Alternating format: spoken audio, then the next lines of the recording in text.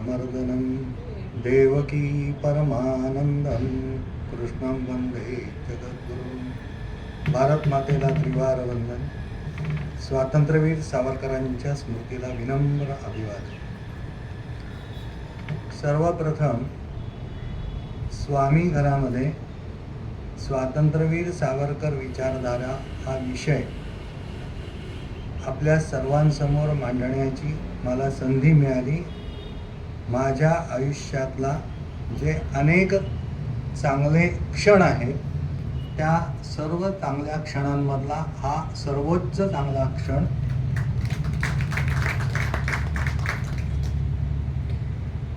एका संताच्या घरामध्ये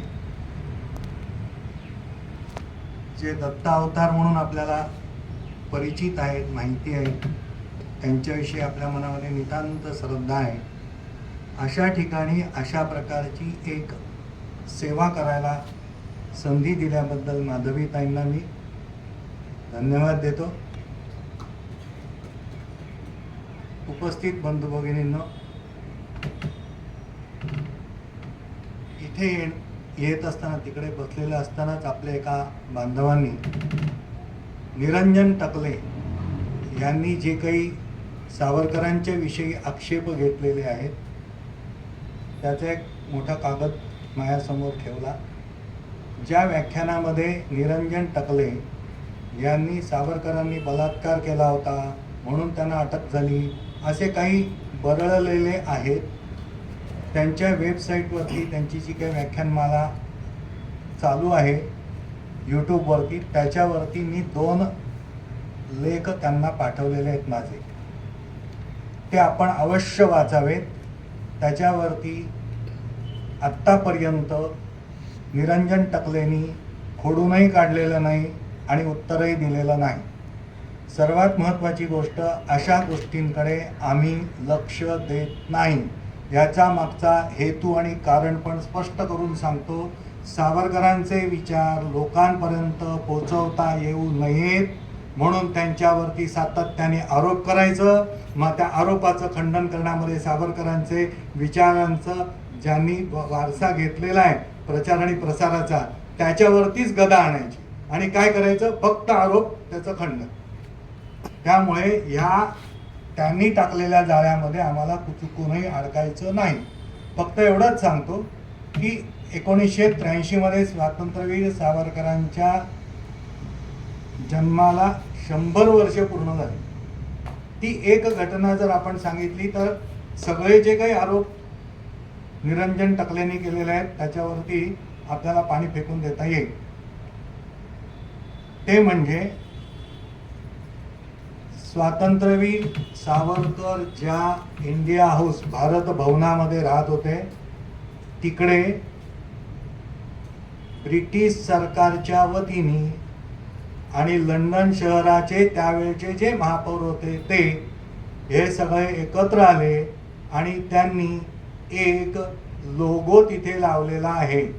त्या लोगोवरती असं लिहिलेलं आहे की स्वातंत्र्यवीर सावरकर, आपण म्हणतो पण त्यांनी विनायक दामोदर सावरकर एक राजकीय विचारवंत या वास्तूत राहत होता, त्याचा आम्हाला अभिमान आहे।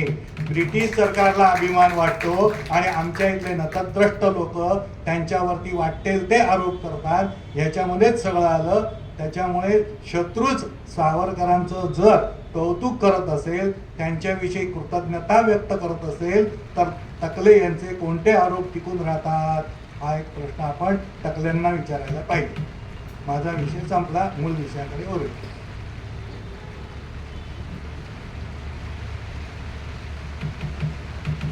स्वातंत्र्यवीर सावरकरांची विचारधारा, एकंदरीतच स्वातंत्र्यवीर सावरकर जर आपल्याला समजून घ्यायचे असतील तर काय केलं पाहिजे।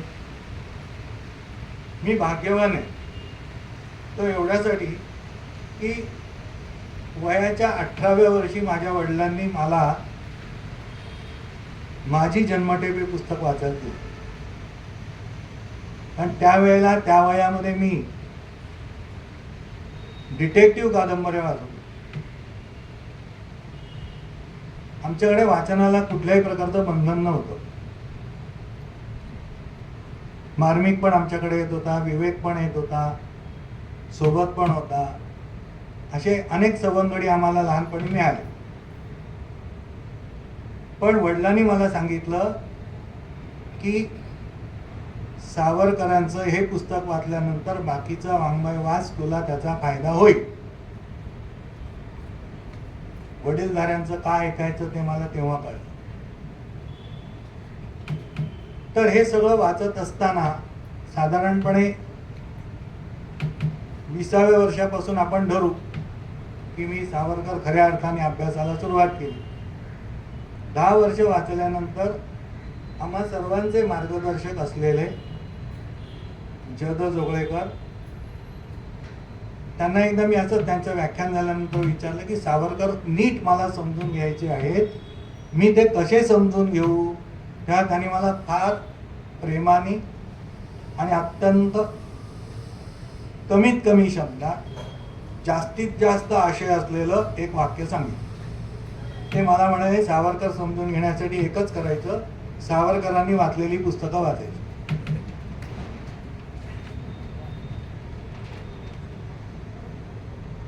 मग साहजिकच कुठली वाचावीत असा आपल्याला प्रश्न पडेल.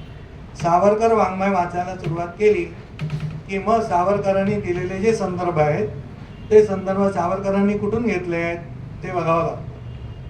मग ते संदर्भ वाचावे लागतात. म्हणजे आर्य चाणक्य वाचावा लागतो. मग आपल्याला भगवद्गीता वाचावी लागते, दासबोध वाचावा लागतो, तुकारामांची गाथा वाचावी लागते, सर्व संत चरित्र वाचावी लागतात, वेदांचाही अभ्यास करावा लागतो. असं सगळं करावं लागतं. म्हणून सावरकर समजून घ्यायचे असतील तर आपल्याला सावरकरांच्या वैचारिक पातळी गाठल्याशिवाय कळणार नाही, किंवा त्यांच्या तत्वज्ञानाशी कमीत कमी समरूप एकरूप होऊन समजून घेण्याचा प्रयत्न करावा लागतो, तरच कळेल.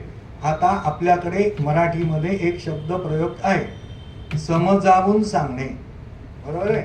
समजावून सांगणे म्हणजे समपातळीवर जाऊन सांगणे. मग सावरकर ज्या पातळीवरून आपल्याला सांगतायत त्या पातळीवरती गेल्याशिवाय आपल्याला सावरकर कळणार नाही. म्हणून सावरकरांची पातळी आपल्याला गाठावी लागेल. ती अशक्य आहे,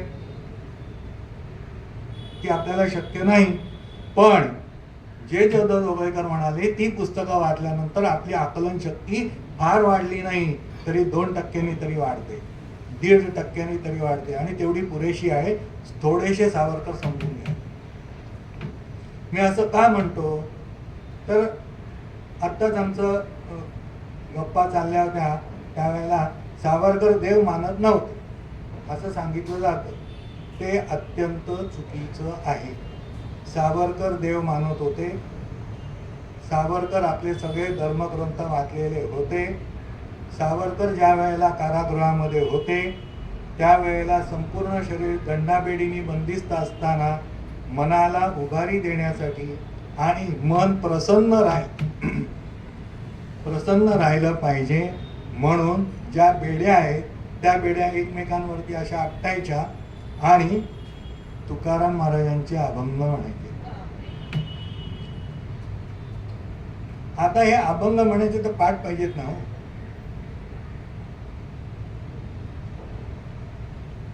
म्हणजे मग कळेल की सावरकरांनी नेमकं काय केलं.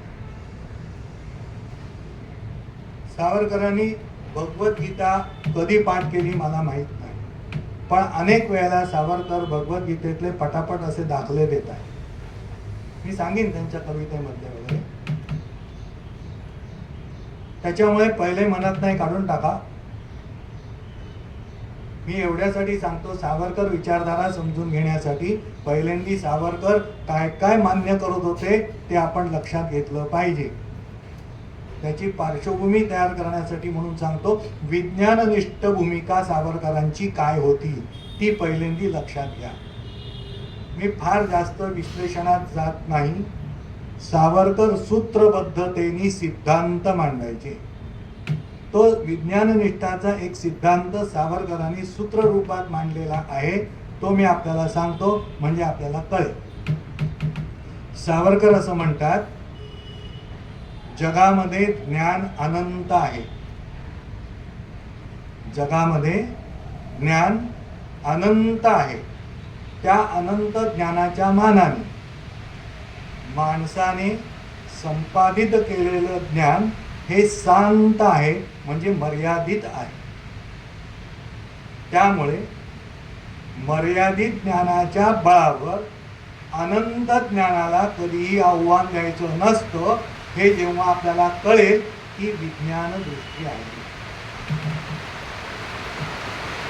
म्हणजे मग एखादी गोष्ट मला पटत नाही म्हणून मी ती नाकारतो हे म्हणण्याचा अधिकार राहत नाही. कारण ती पटो किंवा न पटो याच्यासाठी आपल्याकडे काहीतरी ज्ञान असलं पाहिजे. आणि ते ज्ञान परिपूर्ण आहे का? आजच आपण विज्ञान हे अत्यंत प्रगत झालेलं आहे असं सांगितलं जातं. पण त्या विज्ञानाला सुद्धा मानवी देहामधला फक्त 2 ते 5% भाग कळलेला आहे. 95% भाग कळलेला नाही. हे डॉक्टर स्वतः मान्य करतात.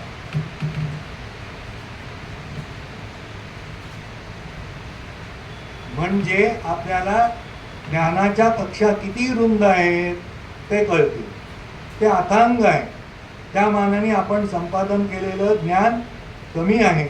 म्हणून सावरकर सांगतात, एखादा चमत्कार म्हणजे त्या विज्ञानाने आपल्याला घातलेलं कोडं आहे असं समजून ते कोडं सोडवण्याचा प्रयत्न जो करतो त्याला विज्ञान दृष्टी असं म्हणतात. आणि हे घडणारच नाही, याच्या तथ्यच नाही, तो विज्ञाननिष्ठ नाही असं सावरकरांचं म्हणणं आहे.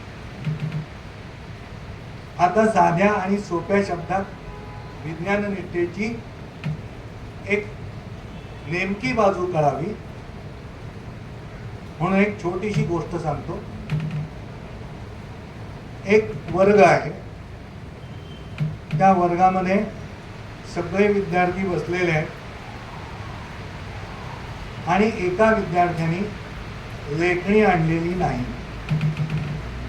शिक्षक अत्यंत कडक आहे, ते शिक्षा करतात. म्हणून एका मुलाने शिक्षकांना सांगितलं, ह्या मुलांनी लेखणी आणलेली नाही, त्याला शिक्षा झाली पाहिजे. त्याच वेळेला त्याच्या बाजूला बसलेला दुसरा जो मुलगा होता तो उठून उभा राहिला आणि शिक्षकांना म्हणाला, त्याला शिक्षा करू नका, कारण माझ्याकडे 2 लेखण्या आहेत. माझी एक लेखणी मी त्याला देतो, कारण एकाच वेळेला मी काही 2 वापरणार नाही. तेव्हा ती लेखणी त्याच्याकडे असेल आणि मग त्याची शिक्षा जो कमी करायला बसतो ना, ती विज्ञान दृष्टी. याचा अर्थ असा की मानवता आणि जी मानसिक विकृती आहे त्या विकृतीवरती मात करून सज्जनतेकडे घेऊन जाणारा जो मार्ग आहे ना, ती विज्ञान दृष्टी आहे. कारण ते विशिष्ट ज्ञान आहे. विज्ञान म्हणजे विशिष्ट प्रकारचं ज्ञान जे सर्वसमावेशक आहे. आणि मग सावरकर दाखला देतात, नहि ज्ञानेन सदृशम पवित्रम इह विद्यते, भगवद्गीतेतलं वचन. ज्ञानासारखं पवित्र काही नाही. मग ते जे पवित्र ज्ञान आहे ना, त्या पवित्र ज्ञानाला अनुसरून तितकंच पवित्र कार्य जो करतो त्याच्याकडे विज्ञान दृष्टी आहे. इतकं साधं सरळ आहे. पण सावरकरांच्या संपूर्ण लेखामधनं आपल्याला हे कळत नाही. सावरकरांनी फार मोठ्या अपेक्षा लोकांकडनं ठेवलेल्या नाहीत. कारण सावरकरांना माहिती आहे की सर्वसामान्य माणूस हा सामान्यच असतो. प्रत्येक गोष्ट त्याला सहज आत्मसात होतेच असं नाही, कळली तरी ती त्याच्या कृतीत येईल असं नाही. म्हणून सावरकर असं म्हणतात की देशाचं स्वातंत्र्य मिळावं म्हणून आमच्यासारखे जसे क्रांतिकारक होते आणि तसेच हातात शस्त्र न घेता जे लढले त्यांचं सुद्धा श्रेय तेवढंच आहे. इतकंच नाही तर एखाद्याने आपल्या अंगात ताकद नाही, बौद्धिक कुवत नाही, पण घरामध्ये बसून घरातल्या देवाऱ्यातल्या देवासमोर त्यांनी प्रार्थना केली असेल की आमची भारत माता लवकरात लवकर स्वतंत्र हो, तर तो माणूस सुद्धा आमच्या क्रांतिकारकां एवढाच देशाच्या स्वातंत्र्यासाठी झटला असं मला वाटतं, असं सावरकर म्हणतो. ही जी विचारांची व्यापकता आहे, या विचारांच्या व्यापकतेकडे आपण जर लक्ष दिलं तर सावरकरांची विचारधारा कोणत्या दिशेने जाते आहे ते आपल्या सहज लक्षात येईल. मग सावरकर हे खरंच इतके तत्ववेत्ते, तर त्याने कधी सामान्य विचार केलाच नाही का, असा विचार आपल्या मनामध्ये येऊ शकतो. म्हणून तो मी पहिल्यांदा आपल्याला सांगणार आहे. कारण सावरकरांच्या कविता या सहजासहजी कळत नाहीत. एक तर संस्कृत प्रचूर, त्याच्यामुळे लक्षात येत नाही. बरं, त्याच्यामध्ये त्यांचा अनुभव, त्याच्यामध्ये त्यांची उत्कट राष्ट्रभक्ती, बरं ती एकदम त्यागाची अगदी पलीकडचा, म्हणजे त्यांना हौतात्म्याची ओढ आहे, मृत्यूला ते घाबरत नाही. आणि इथे उद्या ताप येणार तर आपण घाबरतो, ही आपली अवस्था आहे. तर आपल्याला ती मृत्यूला कवटाळण्याची जी वृत्ती आहे, ते विचार आहेत, ते आपल्याला सहजासहजी कसे कळतील. पण सावरकरांची कल्पनाशक्ती, सावरकरांनी स्वतः लिहिलेलं आहे या कवितेच्या संदर्भात की विवेकाचे आणि विचाराचे पंख जेव्हा मी कापून टाकले त्यावेळेला ही कविता अस्तित्वात आली. हे सावरकरांचं म्हणणं आहे. पण ही कविता ज्या वेळेला मी अभ्यासली तेव्हा हे माझं व्यक्तिगत मत असेल की ह्या कवितेत सुद्धा सावरकरांनी विवेक आणि विचाराला बाजूला सारलेलं नाही, असं मला वाटतं. आता ते का वाटतं ते मी त्यांच्या कवितेमधनं तुम्हाला सांगतो. ती कविता जी आहे, ती कविता सावरकर ज्या वेळेला 1906 मध्ये बॅरिस्टर होण्यासाठी लंडनला जायला निघाले. आता बॅरिस्टर होण्यासाठी सावरकर लंडनला जात आहेत, तर सावरकरांना विचारलं तुम्ही लंडनला जाता त्यामागचा तुमचा हेतू काय. सावरकर लंडनला जायला निघाले त्यावेळेला ते 20 वर्षाचे आहेत.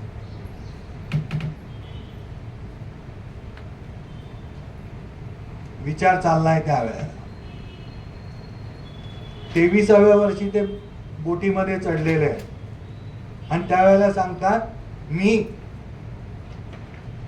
जे ब्रिटिशांच्या राजधानीत, त्याला त्यांनी शत्रूचं शिबिर असं नाव दिलं, मी शत्रूच्या शिबिरात चाललोय. ते एवढ्यासाठी त्याचं कारण एकच, छत्रपती शिवाजी महाराज हे आग्र्याला का गेले होते, त्याच कारणासाठी मी लंडनला चाललो. याचा अर्थ असा की ब्रिटिश यांनी संपूर्ण जगात स्वतःची सत्ता प्रस्थापित केली होती, साम्राज्य विस्तार केलेला होता. म्हणून ब्रिटिशांच्या साम्राज्यातला सूर्य अस्ताला जात नव्हता असं म्हटलं जाईल. म्हणजे पूर्व आणि पश्चिम दोन्हीकडचे देश त्यांनी आपल्या ताब्यात घेतलेले होते. मग त्यांचं बलस्थान काय आहे ते मला तिथे गेल्यानंतर कळणार, भारतात राहून मला कळणार नाही. म्हणून मी तिकडे चाललेलो आहे. बरं, मी तिथे चाललेलो आहे त्यांची बलस्थानं विकलांग करायला, नुसतंच बघून यायला नव्हे. अरे बापरे केवढंच बलस्थान आहे ह्याचं वर्णन करण्यासाठी नव्हे, तर ती विकलांग म्हणजेच आग्र्याला का गेले सूत्रबद्धतेने सांगतात. हे अर्थ आपल्याला लावावे लागतात. मग सावरकरांनी तिथे जाऊन काय केलं, तर जे असेच क्रांतिकारक होते की ज्यांनी बॉम्बची विद्या संपादन केलेली होती, त्यांच्याकडनं ती विद्या संपादन करायला त्यांनी सेनापती बापटांना सांगितलं. रशियातले क्रांतिकारक होते, लेनिन सावरकरांचा फॅन होता, हे सांगितलं तर आश्चर्य वाटतं.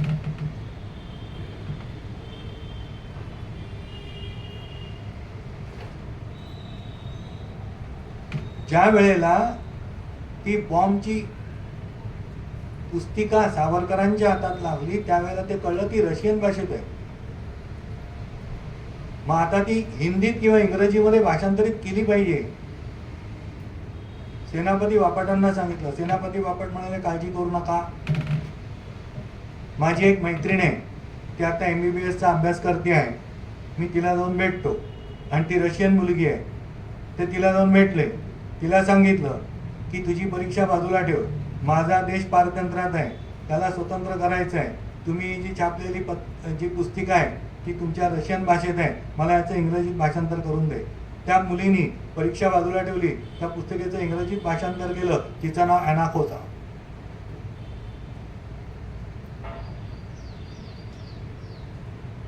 हे सगळं मग भारतात बॉम्बची विद्या आली. त्याचा पुढे मराठ्यामध्ये लेख लिहिताना आचार्य यात्रेने लिहिलं, सावरकर लंडनला गेल्यानंतर भारतामध्ये बॉम्बचे आणि पिस्तुलांचे आवाज यायला लागले.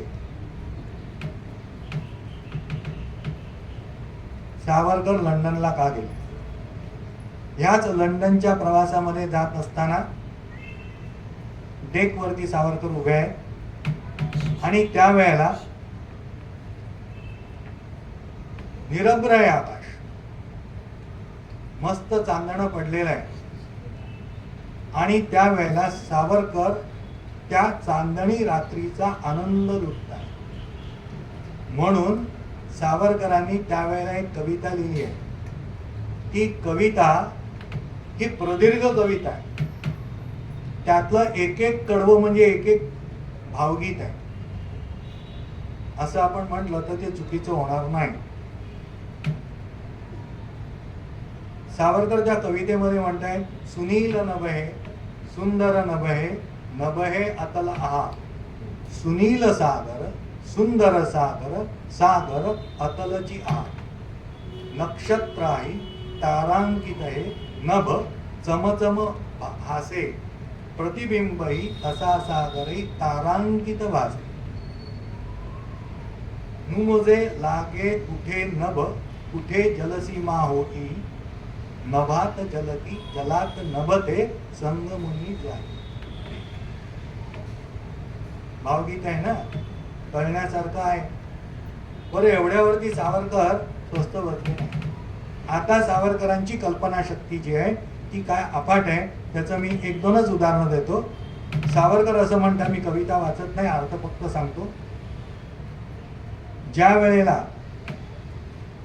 सीतामाईंना रावणाने आकाशमार्गाने नेलं त्यावेळेला त्यांच्या डोळ्यातनं जी अश्रू वाहिले ते अश्रू नसून त्यांच्या त्या दिव्य तेजाने त्यांचं तारकात रूपांतर झालं आणि ते तारकांसारखे चमकू लागले आणि ज्योतिषी भले भले चकले. सावरकरांची प्रतिभा आहे, विचार करण्याची पद्धत आहे. ही विचारधारा जी त्यांची आहे ती आपल्या कल्पनेच्या पलीकडची आहे.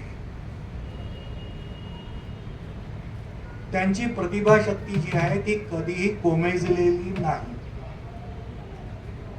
आपल्याकडे एक गाणं आहे, डोळ्यामधले आसू पुसती ओठावरले गाणे, बरोबर आहे. सावरकरांच्या वरती ही वेळ कधीही आली नाही.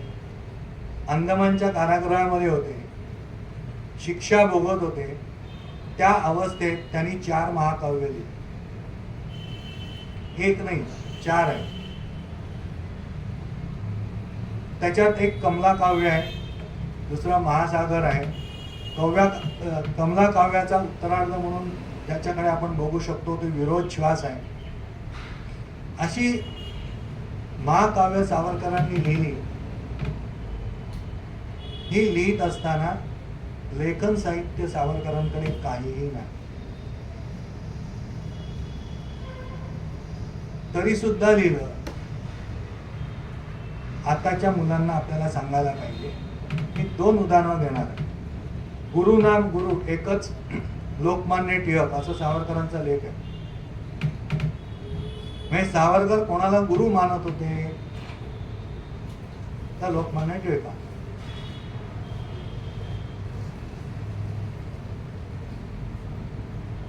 लोकमान्य टिळक मंडालेच्या कारागृहामध्ये होते. तिथे त्यांनी गीता रहस्य लिहिला. 13-14 अशा त्या वह्या भरलेल्या होत्या. आणि मग दादासाहेब खापर्डे टिळकांना असं म्हणाले, दादा, तुमच्या वह्या ब्रिटिश सरकार जप्त करणार आहे. तेव्हा त्या जर जप्त झाल्या तर तुम्ही एवढा लिहिलेला जो सगळा गीता रहस्य ग्रंथ आहे त्याचं काय? तेव्हा टिळक हसले आणि त्यांनी उत्तर दिलं, अरे ब्रिटिश सरकार वह्या जप्त करेल, मेंदू नाही.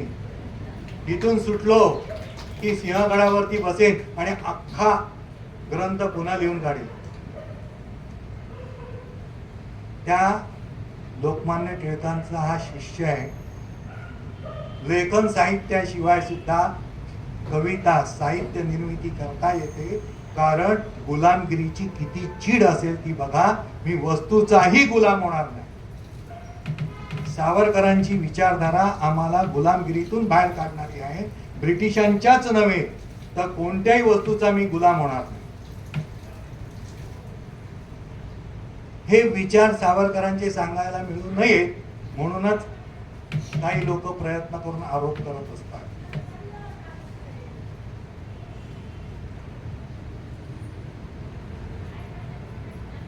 आता सावरकर गेले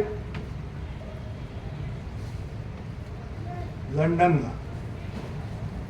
तिथे श्रीमंतांची मुलं जास्त आहेत संख्येने. बरं, तिकडचं वातावरण जे आहे ना ते आपल्या इथल्या वातावरणापेक्षा वेगळं आहे. मग तिथल्या मुलांना असं वाटायला लागलं की ही जी मुलं उडाणटप्पूगिरी करतायत इंग्लंडमधली, त्यांच्यापेक्षा आम्ही जास्त उडाणटप्पू आहोत. हे त्यांना दाखवायचं म्हणून ते तसं वागतायत.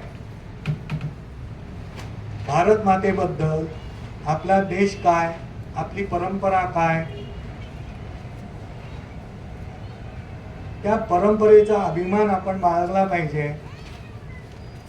ह्या सगळ्या गोष्टींपासून वंचित असलेली मुलं भरपूर आहेत. अशा पार्श्वभूमीवर सावरकरांनी सागरा प्राण तळमळला हे गीत लिहिलेलं आहे.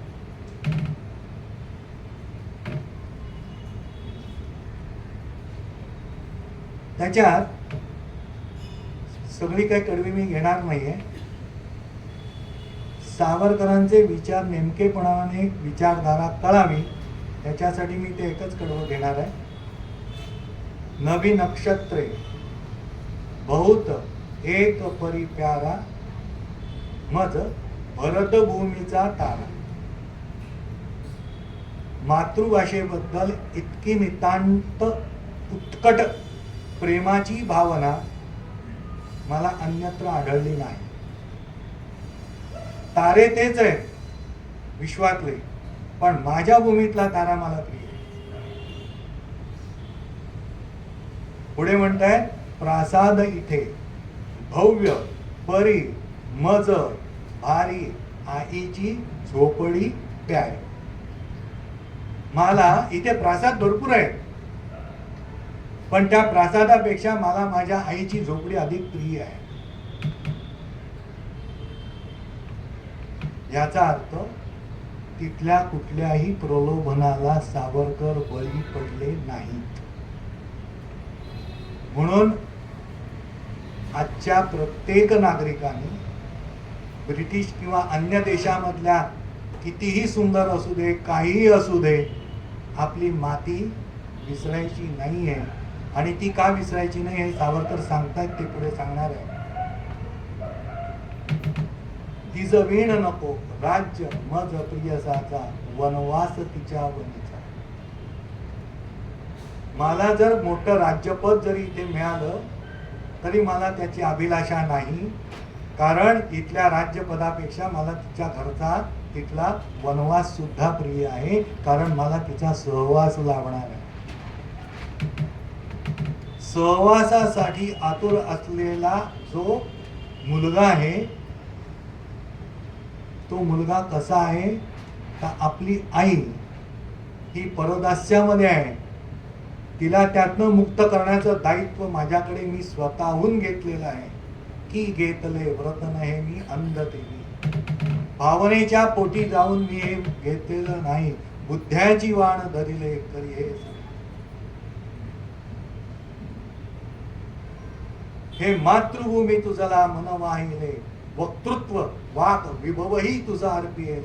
तू तेची अर्पिली नवी कविता रसाला, लेखा प्रति विषय अनन्य तुझी झाला.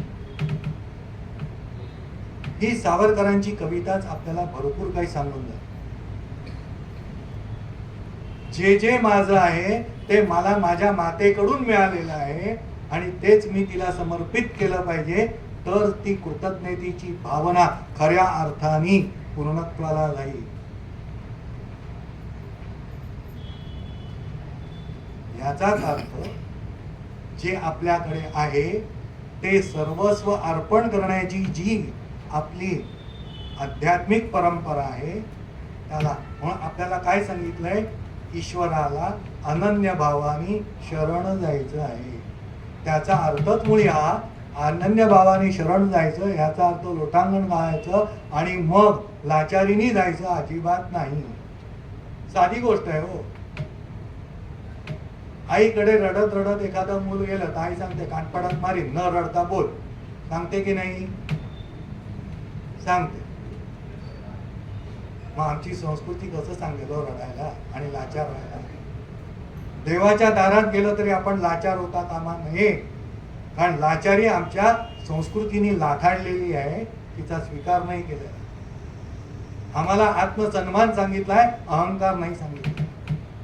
आत्मविश्वासाचं आम्हाला पाठबळ दिलेलं आहे, म्हणून तर त्याच आत्मविश्वासाच्या बळावरती वेदांचा तो अर्थ आम्हास म्हणणारे तुकाराम महाराज आहे. अहंकार नाही आहे, आत्मविश्वास आहे.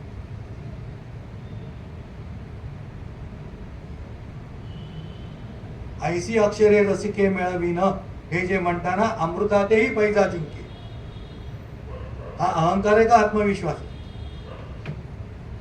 आम्हाला आत्मविश्वास आणि अहंकार कळत नाही. सावरकर आपल्यातला आत्मविश्वास वाढवत आहेत, म्हणून ते सांगतायत की मी लाचार होणार.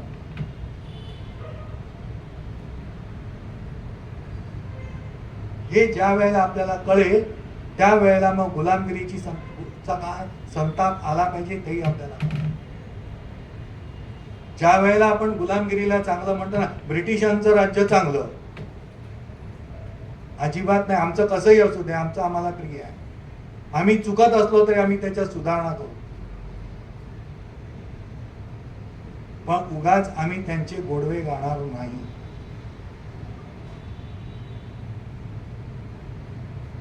हे सगळं सावरकर फार लहान वयात शिकले होते आणि याचं कारण असं की सावरकरांना अशा प्रकारची विचार करायला प्रवृत्त करणारे ग्रंथ त्यांच्या वडिलांनी त्यांच्या घरात ठेवले. आत्ताच आपल्याला ताईंनी पण सांगितलं की आम्हाला पोटासाठी अन्न लागतं, त्याच्यावरती देह पोचला जातो, पण बुद्धीच्या पोषणाचे आमच्याकडे लक्ष राहत नाही. ते बुद्धीचं पोषण अशाच ग्रंथांमधनं होत असतं.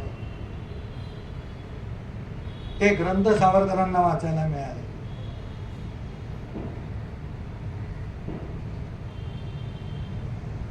सावरकर लहान असताना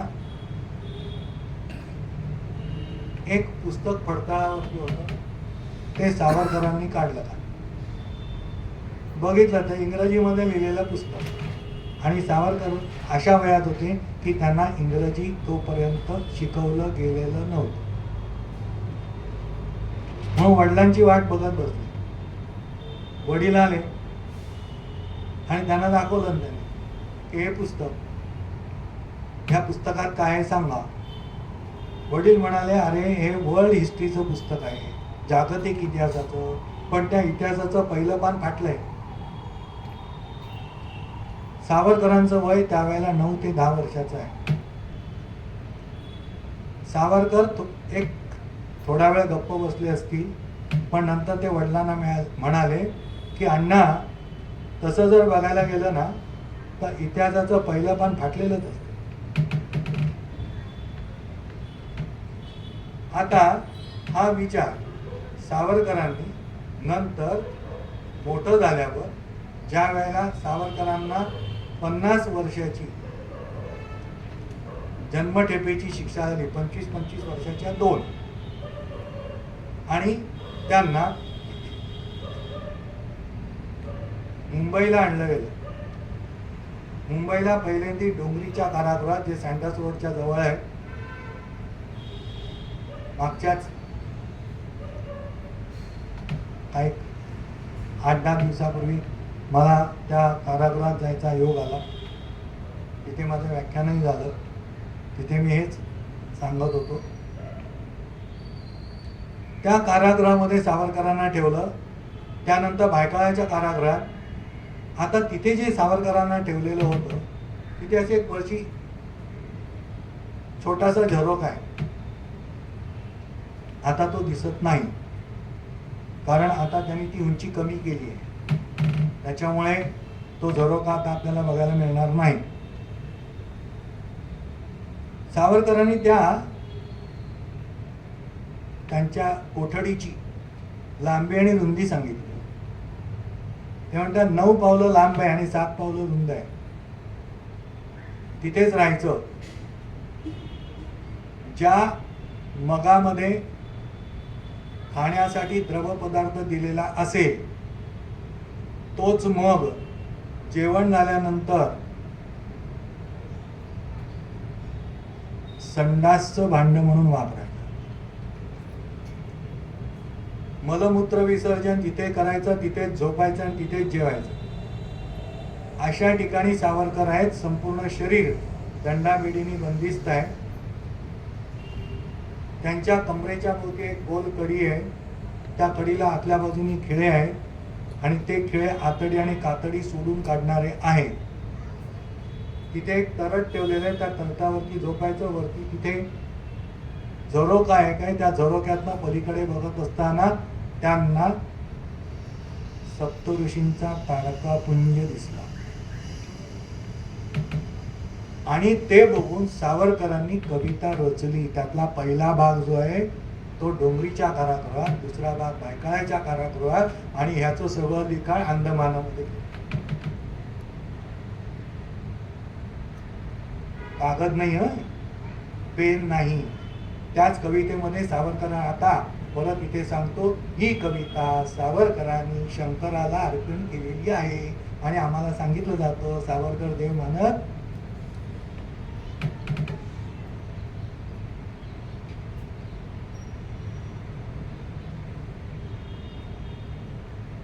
व्योमकेश असं म्हटलेलं आहे शंकराला.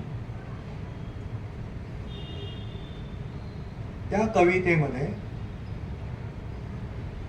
सावरकरांनी असं लिहिलं आहे, जे 9व्या-10व्या वर्षी वडिलांना त्यांनी सांगितलं होतं, इतिहासाचं पहिलं पान फाटलेलं असतं. तोच विषय, तोच विचार त्या कवितेमध्ये सावरकरांनी मांडला आहे. हे जे तारका समूह आहे त्यांनी जर शिडी करून वरती चढत जरी गेले, तुम्ही जर खगोलशास्त्राचा थोडंसं तरी आपल्याला ज्ञान असेल तरी लक्षात येईल की जे आपल्याला आकाश दिसतं ना ते अमर्यादित आहे, त्याला अंत नाही आहे.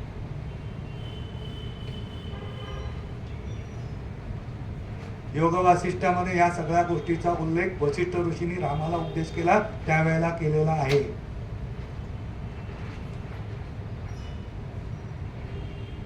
अशी शिडी लावून जरी आपण बघायला गेलो आणि इतिहास घ्यायला सुरुवात केली, अगदी ताऱ्यांना सांगितलं तरी तो तारा जन्माला यायच्या आधी काय घडलं ते त्या पुस्तकात असणार नाही, म्हणून पहिलं पान फाटलेलं.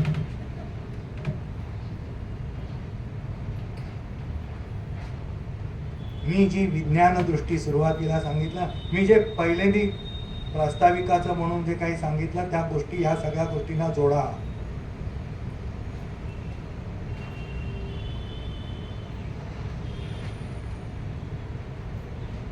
हे सगळं झालंय, त्या सप्तऋषींकडे ते बघतायत आणि त्या सप्तऋषींना ते सांगताय की तुम्ही कुठला तरी मला संदेश पाठवत असला पाहिजे, कारण इथे मला माणूस सोडून द्या, साधा चिमणी पाखरं सुद्धा इथे येणार नाही म्हणून बंदोबस्त केला. या सगळ्या इथल्या यंत्रणेचा, इथल्या व्यवस्थापनेला बगल देऊन तुम्ही मला दर्शन देताय, याचा नक्कीच अर्थ असा की तुम्हाला काहीतरी संदेश द्यायचा आहे. हे सावरकर त्या कवितेत लिहितात. आता ही कवी कल्पना का नेमकं काय? सावरकरांनी ज्या वेळेला आत्मार्पण केलं त्याच्यानंतर 3 लेख, मृत्यूलेख आचार्य अत्र्यांनी लिहिलेले. त्या लेखात ह्या कवितेचा उल्लेख अत्र्यांनी केला आहे आणि मी आता जे सांगितलं त्या ओळींचाही उल्लेख आहे.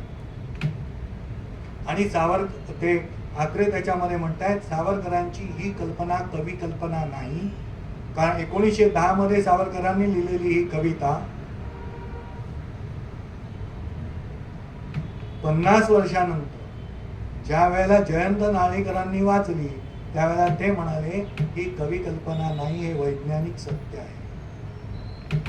म्हणजे कुठून तरी लांब परग्रहावरून आपल्याला काहीतरी संदेश येत असतात, पण ते घेण्याचं कोणतंही उपकरण आपल्याकडे नसल्यामुळे आपल्याला ते पकडून ठेवता येत नाही.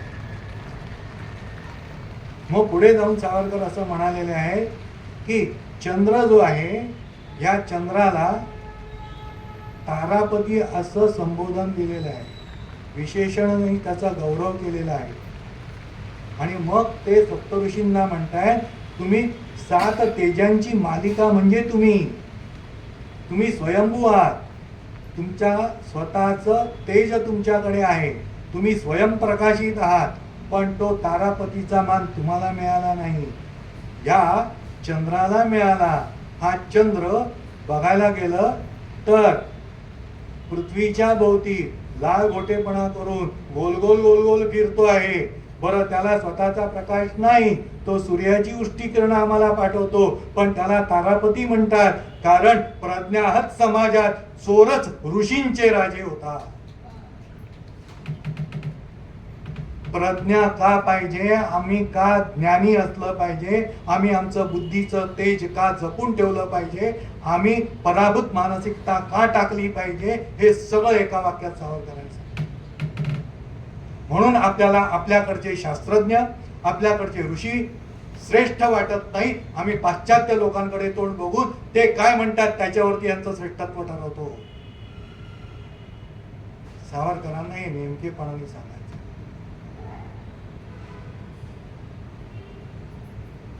कारण आम्हाला आमची प्रज्ञाच नाही. मी एक उदाहरण देतो, आपल्याला पटेल. भारतीय दृष्टिकोनातून शिक्षण याच्यामध्ये मी हे उदाहरण नेहमी देत आलेलो आहे. आपल्या सगळ्यांना माहिती असलेलं एक इंग्रजीतलं वाक्य आहे ज्याला आपण सुभाषित, उच्च विचार म्हणतो, ते फडतूस वाक्य आहे. Honesty is the best policy. चांगलं वाक्य वाटतं की नाही? वाटतं आणि असणं ह्याच्यात फरक आहे की नाही? आहे. Honesty is the best policy, policy should be change.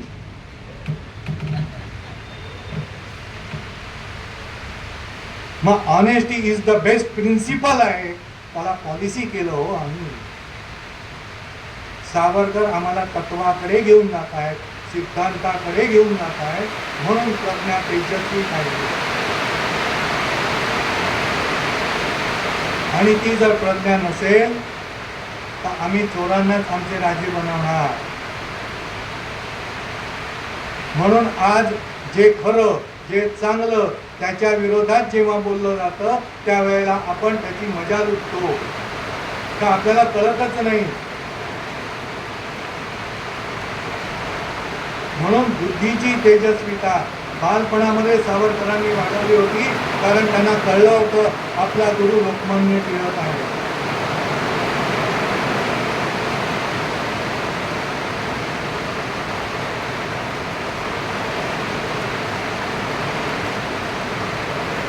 याच्यासाठी सावरकर समजून घेण्यासाठी ते मुळावर उठून वाचवावे लागतात. एकदा वाचून भागत नाही. मी आज 67 वर्ष पूर्ण, पुढच्या महिन्यात 68 पूर्ण होतील. 20व्या वर्षापासून 48 वर्ष वाचतोय, अजून म्हणू शकत नाही सावरकर कळले.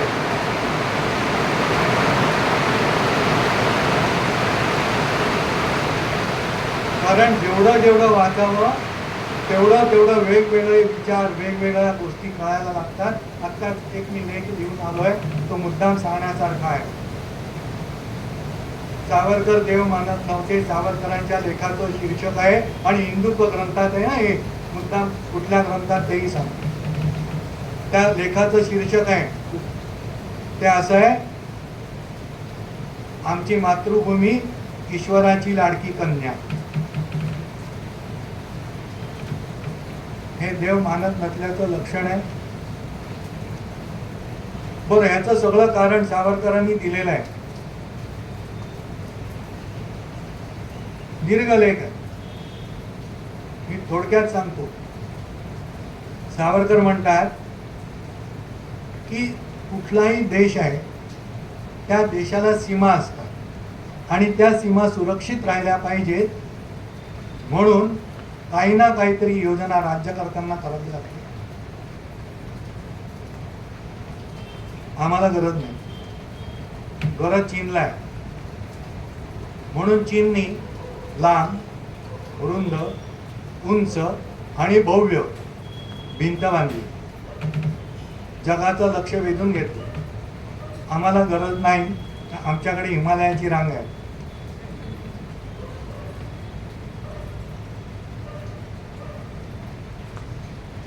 तीन बाजूला आमचा समुद्र आहे, तो मोठा खंदक आहे.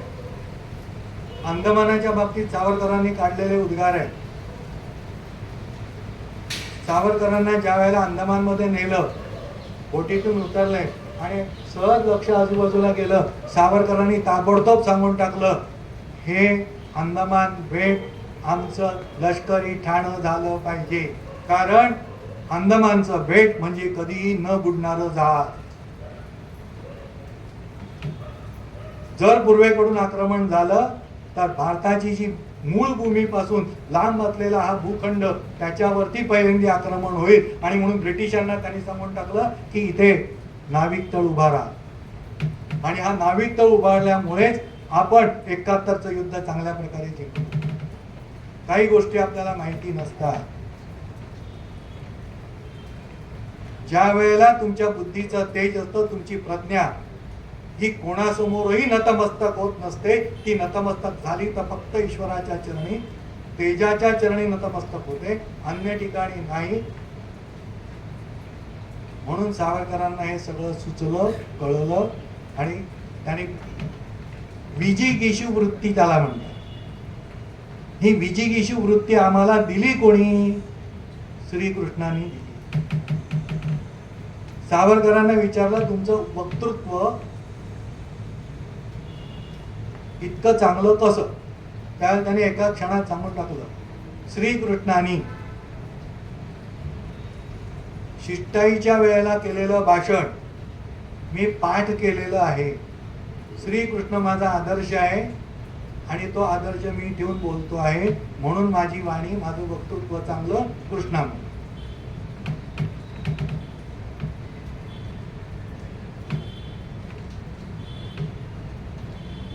त्या अंदमानमध्ये असताना सावरकरांना ह्या सगळ्या गोष्टी सुचल्या.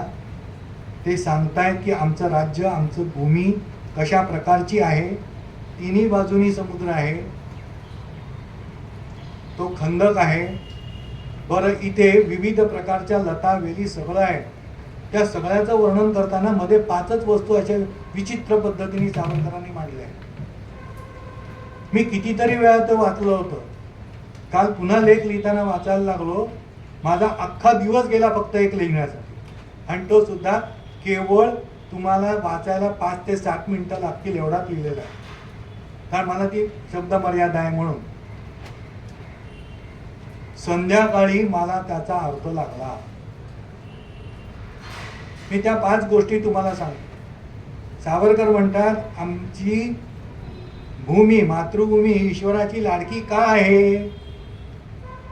तर इथे नांगर आहे, इथे मोर आहे, इथे कमळ आहे. बघा काय संबंध आहे? नाही, सावरकरांच्या डोक्यातला संदर्भ आपल्याला शोधावा लागतो. परत सांगतोय, नांगर आहे, दुसरं आहे मोर, तिसरं आहे कमळ, चौथा आहे हत्ती आणि पाचवी आहे गीता. संबंध आहे. आडून बसू ना आपण. मी कित्येक वर्ष आडलो हो, काल कळलं. मग नंतर लक्षात आलं, आजूबाजूचे सगळे संदर्भ शोधता शोधता सावरकरांनी फार मोठं अर्थ त्याच्यात सामावून ठेवलेला आहे. नांगर म्हणजे आमच्या शेतकऱ्याचं आयुध आहे.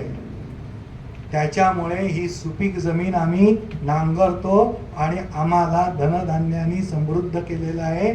ते म्हणून नुसताच नांगर आहे, उपयोग आहे का? भूमी तशी पाहिजे ना. वाळवंटामध्ये नांगर घेऊन काय करणार? तशी नाही आहे ही भूमी. नंतर आहे मोर. कोणाचं वाहन आहे हो? सरस्वती ना. म्हणजे आम्हाला बुद्धीची, विद्येची देणगी ह्या भूमीला दिलेली आहे. म्हणून वेदांची निर्मिती ह्या भूमीत झाली हो.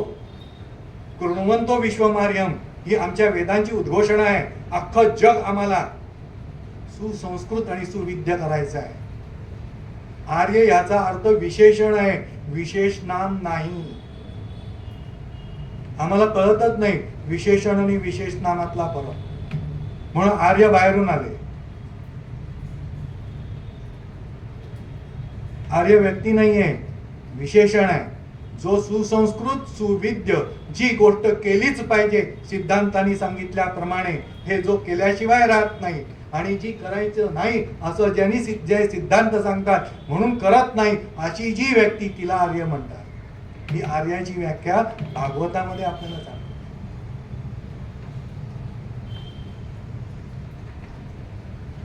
म्हणून त्या मोराचा उल्लेख आहे. कमळ म्हणजे साक्षात लक्ष्मीचं स्थान.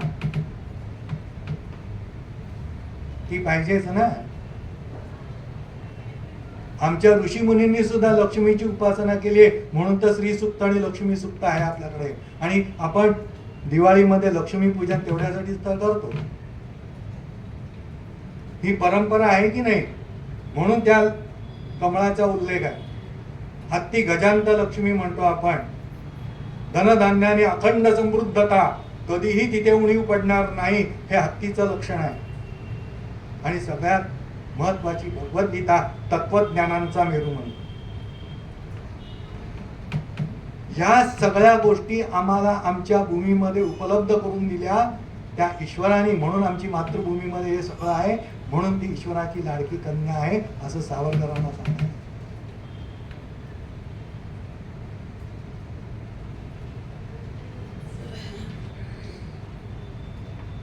कधी हे अभ्यास केला असेल? हे सांगणारा त्यांना कोणी भेटला असेल का? बघा, ही विचारधारा अनाथ असताना सुद्धा टिकून राहिलेली. मी अनाथ असं म्हणतो एवढ्यासाठीच कारण पहिल्यांदी आई गेली, नंतर वडील गेले. वडील गेले त्यावेळेला सावरकरांचं वय 15-16 वर्षाचं आहे. 4 भावंड आहेत. वरती कोणीही वडीलधारी व्यक्ती नाही की जी संस्कार करेल आणि तुम्ही चांगले राहा म्हणून सांगेल. ही 4 मुलांपैकी एकही मूल बिघडलं नाही. तिघेच्या तिघे उत्कट देशभक्त झाले.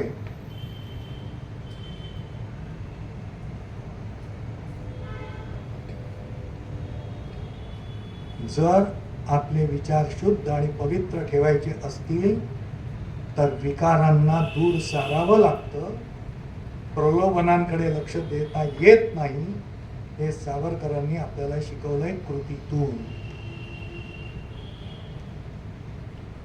सावरकरांना बॅरिस्टर ही पदवी दिली गेली नाही. परीक्षा उत्तीर्ण झालेले होते. त्यांना बोलावून घेतलं, त्यांना आणि हरनाम सिंगांना.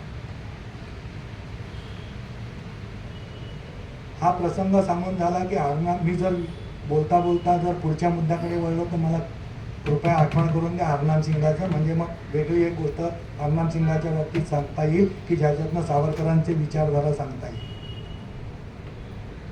हरनाम सिंग आणि ते दोघेही आहेत, त्यांना बाजूला काढलं. आता समोर ते बसलेले असताना मोठ्याने आवाजात सावरकरांचं नाव घेऊन बोलवण्याचं काहीच कारण नव्हतं, पण त्यांना बोलवलं गेलं. सावरकर त्या दोन अधिकाऱ्यांच्या समोर बसलेले आहेत आणि ते अधिकारी सावरकरांना सांगतायत की तुम्हाला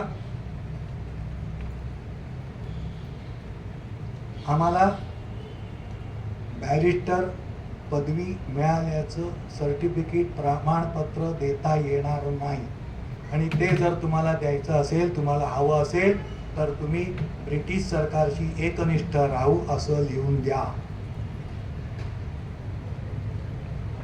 सावरकरांनी लिहून दिलेलं नाही म्हणून सावरकरांना ते प्रमाणपत्र देण्यात आलं नाही. आता पुढे मग तो जो अधिकारी आहे तो म्हणाला, अरे तू तरुण आहेस, बॅरिस्टर झालेला आहेस, जर तुझ्याकडे प्रमाणपत्र नसेल तर तू वकिली करू शकणार नाहीस, तुला वकिली करायची असेल तर हे प्रमाणपत्र लागणार. सावरकर हसल्याने म्हणाले, मी इथे येण्याआधीच आणि बॅरिस्टरचं शिक्षण घेण्याआधीच मी ज्या वेळेला लहान असताना जी शपथ घेतली ती शपथ आज सगळी सांगतो, अर्धवट सांगितली. अष्टभुजा देवी समोर जी सावरकरांनी शपथ घेतली ती अशी आहे, देशाच्या स्वातंत्र्यासाठी सशस्त्र क्रांतीचा केतू म्हणजे पताका किंवा निशाण, सशस्त्र क्रांतीचा केतू उभारून मारता मारता मरेपर्यंत झुंजेन, यशस्वी झालो तर छत्रपती शिवाजी महाराजांच्या प्रमाणे भारत मातेच्या मस्तकावर स्वातंत्र्याचा दैदिप्यमान मुकुट चढवेन आणि अपयशी झालो तर चापेकर बंधूंप्रमाणे हसत हसत फासावर जाईल.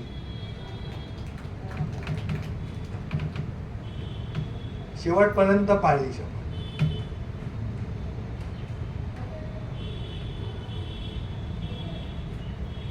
त्यावेळेला सावरकरांनी त्यांना सांगितलं की मी जेव्हा ही शपथ घेतली ना तेव्हाच मी बॅरिस्टर झालो आणि वकीलपत्र घेतलंय. कोणाचं? माझ्या भारत मातेचं. तिला तुम्ही तुमचं परदास्यामध्ये, बेड्यांमध्ये, शृंखलेमध्ये अडकवून ठेवलंय. तिची मुक्तता करण्यासाठी तिचं वकीलपत्र मी घेतलेलं आहे आणि म्हणून नंतरच्या आयुष्यामध्ये ज्या वेळेला सावरकरांनी 2 जन्मठेपेच्या शिक्षा घेतल्या त्यावेळेला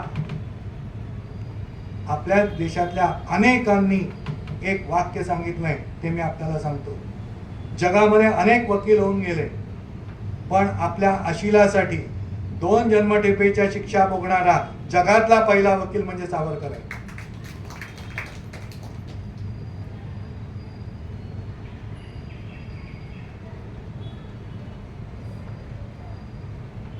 ही सावरकरांची विचारसरणी आहे.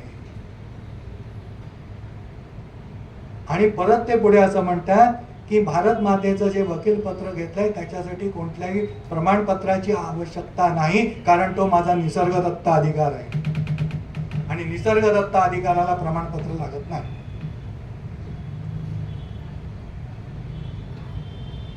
आपण काय केलं असतं सावरकरांच्या जागी असतो तर आता इथे सांगणं आवश्यक आहे. नेहरू, गांधी हे बॅरिस्टर झाले, त्यांनी तसं लिहून दिलेलं आहे म्हणून त्यांचा ते सर्टिफिकेट मिळालं. कारण ते दोघेही जे अधिकारी आहेत त्यांनी सांगितलंय की गांधी जे आहेत त्या गांधींनी तसं लिहून दिलं म्हणून त्यांना सर्टिफिकेट मिळालं. मग तुम्ही का देत नाही? त्यांनी ताबडतोब सांगितलं, तो गांधींचा प्रश्न, हा माझा प्रश्न. त्यांना पटलं ते त्यांनी केलं, मला पटलं ते मी करतोय.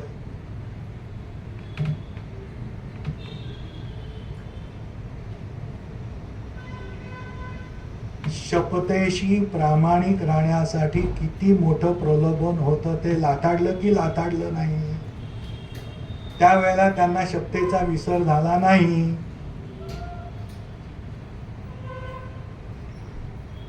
आपला शब्द पाळणारा हा माणूस, मग त्याला बदनाम करणं आवश्यक आहे हो.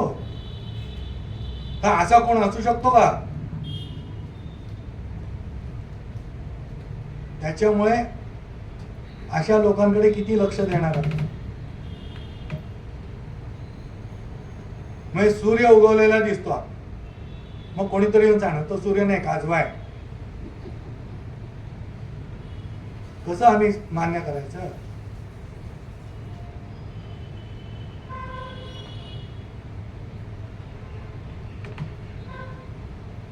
मदनलाल सॉरी हरनाम सिंगाचं उदाहरण मी तुम्हाला दिलं होतं.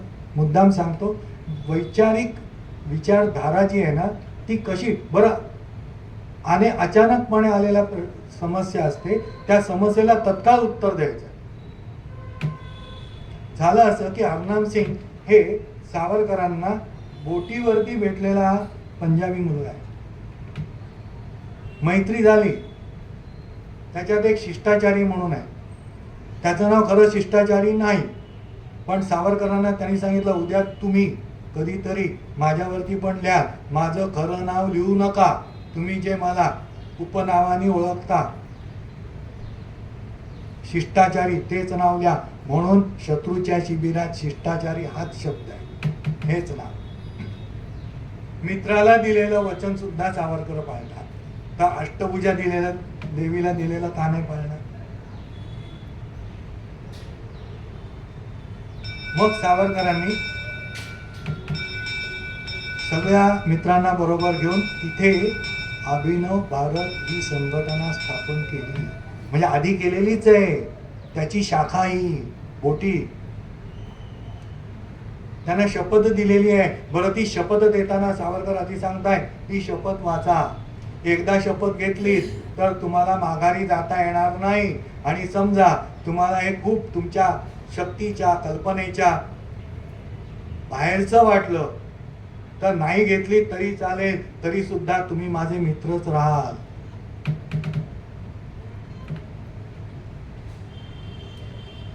मग त्या ज्यांनाही पटली त्यांनी घेतली.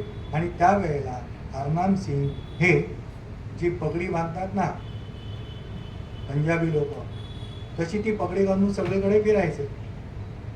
त्यावेळेला ब्रिटिश लोक जी किंवा पाश्चात्य राष्ट्रांमधली जी काही प्रवासी तिथे होते, व्हॉट अ फनी कॅप म्हणून त्यांच्याकडे बोट टाकून असायचे.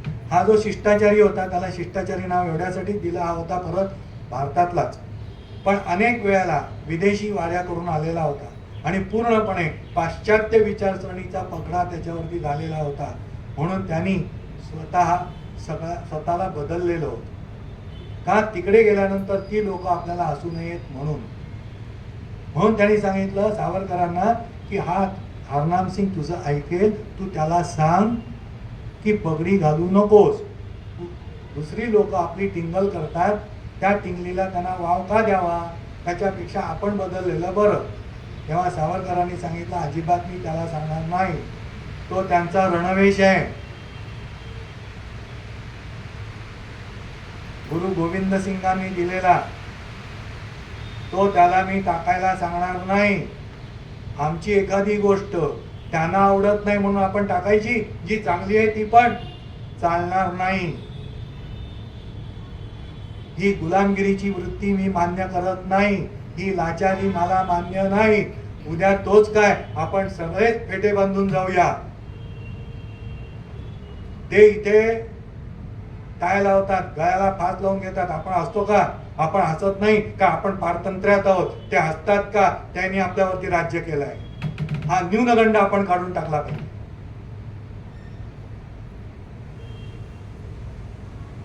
आजही आम्ही काय करतो,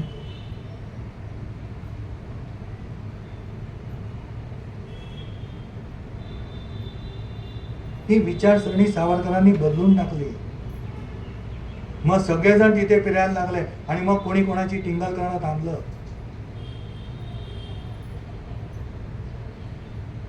विरोध करायला शिकलं पाहिजे.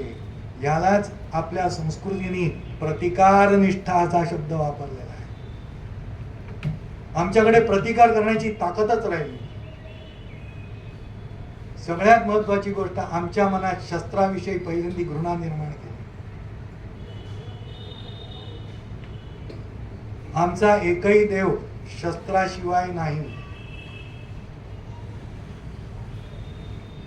शस्त्र आणि शास्त्र या दोन गोष्टींची सांगड सावरकरांनी घातलेली आहे. जेव्हा हातात शस्त्र घेतात त्या शस्त्राला शास्त्राचा जेव्हा आधार असतो त्यावेळेला त्या शस्त्राने केलेली कोणत्याही शस्त्राचार हे शौर्य असतं. आणि ज्या वेळेला त्या शस्त्र हातात घेतल्यानंतर केलेल्या शस्त्राचाराच्या मुळाशी ज्या वेळेला शास्त्राधार नसतो त्यावेळेला ते क्रौर्य असतं. अशी स्पष्ट व्याख्या सावरकरांनी केलेली आहे.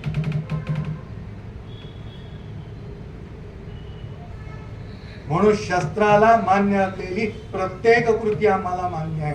शस्त्र आणि शास्त्र याचा अर्थ सिद्धांत असा घ्यायचा आहे. आणि म्हणून सावरकरांनी नंतरच्या काळामध्ये शस्त्र गीत रचलं.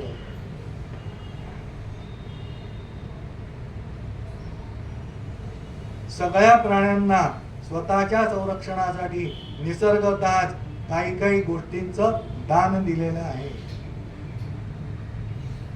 हत्तीला सोंड आहे, सुळे दिलेले आहेत मांसाहारी प्राण्यांना. किती त्यांची शक्ती आहे ते त्यांचं शस्त्र आहे. माणसाकडे अशा प्रकारचं कोणतंही शस्त्र नाही आणि ते असलं पाहिजे म्हणून ईश्वराने मानवाचा अवतार घेतला आणि आता शस्त्र धारण केलं. मानवाला मार्गदर्शन करण्यासाठी तो येतो. हे सावरकर आपल्या लेखनातनं आपल्या वाणीनी सातत्याने सांगत आलेले आहे. पण हे आपण समजून घेतलं पाहिजे. ते समजून घेतलं तर सावरकर आपल्याला हळूहळू कळायला लागतील.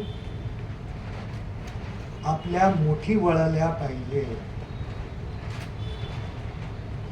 म्हणून शिवाजी महाराज हेच आमचे खरं दैवत आहे असं सावरकर सांगतात. म्हणून त्यांची आरती पण त्यांनी रचली. या भगवद्गीता सार्थ कराया या. इतर कोणत्याही ग्रंथाचा उल्लेख सावरकरांनी केला नाही. वेदांचाही उल्लेख केलेला नाही. कारण गीता रणक्षेत्रावरती सांगितलेली आहे. त्याच्यातही सावरकरांनी गंमत केलेली आहे. वेळ संपत आलेली आहे. 7 वाजायला काहीच मिनिटं आहे. 5 मिनिटं घेतली तर चालणार असेल तर पुढचा मुद्दा पूर्ण करू. धन्यवाद. तर सावरकरांनी त्यावेळेला असं म्हटलं, आम्ही हे जे सगळं काही काम करतो आहोत, आम्हाला कुठल्या तरी गोष्टीचा आग्रह धरून ज्या वेळेला करावं लागतं आणि त्याच्यामध्ये यश संपादन करावं लागतं. म्हणून आम्हाला या सगळ्या शस्त्रांचा आणि शास्त्राचा अभ्यास करणं नितांत आवश्यक आहे. ज्या वेळेला भारतावरती परकीयांनी आक्रमण केलं ते शस्त्राच्या आधारेच केलं. निशस्त्रांनी तुम्हाला सशस्त्र असलेल्या माणसावरती विजय संपादन करता येत नाही. अहिंसा आम्ही पण मानतो, पण आतताई माणसाला मारायचंच असतं. आणि त्याचं उदाहरण सावरकरांनी अत्यंत चांगल्या पद्धतीने सद्गुण विकृती नावाचं एक प्रकरण आहे आणि ते 6 सोनेरी पानामध्ये आपल्याला वाचायला मिळतं. आपण सगळेजण नरक चतुर्दशी साजरी करतो. त्या नरक चतुर्दशीचा अर्थ सावरकरांनी लावलेला आज आपल्या घरी जाऊन आपल्या मुलाबाळांना सांगा.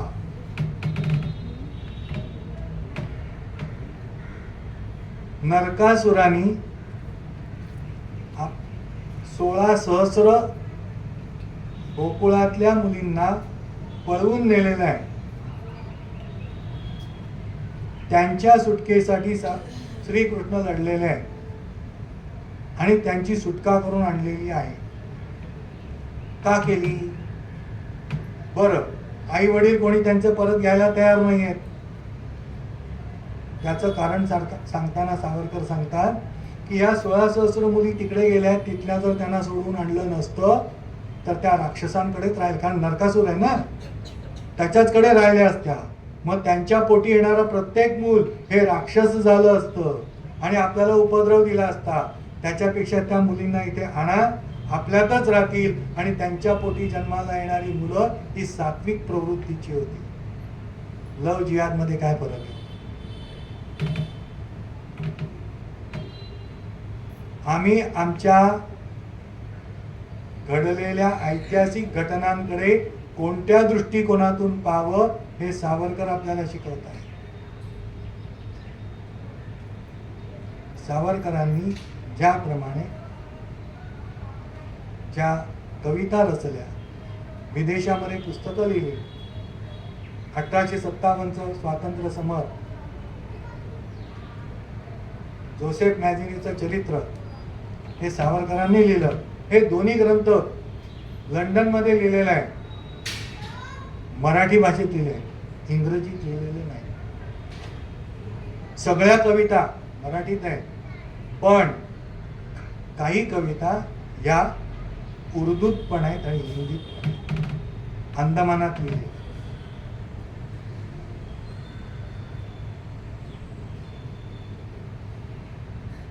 त्यातली एक कविता मी आपल्याला सांगतो आणि थांबणार आहे.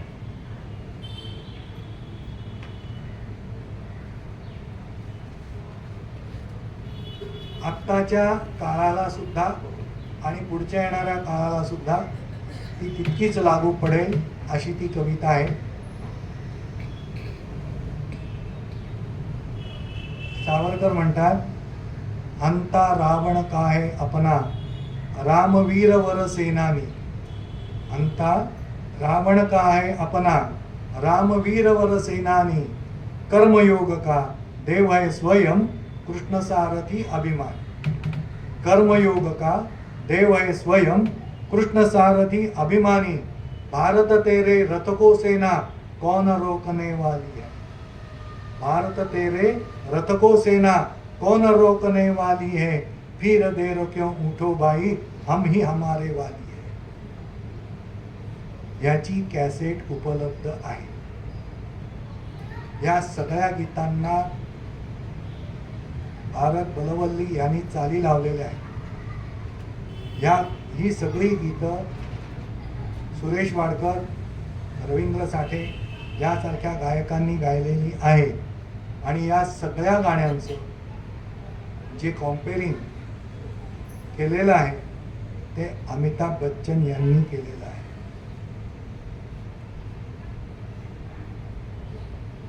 या सावरकरांच्या कविता बघितल्या आपण, कुठलाही विषय घ्या, काहीही घ्या, असा कोणताही विषय नाही की ज्या विषयाला सावरकरांनी स्पर्श केलेला नाही.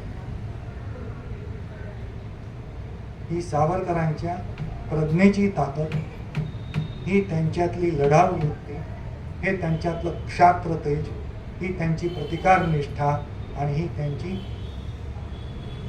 राष्ट्रनिष्ठा, भारत मातेवरती केलेलं उत्कट प्रेम, त्या व्यतिरिक्त अन्य कोणावरही प्रेम करण्याची त्यांना आवश्यकता वाटली नाही.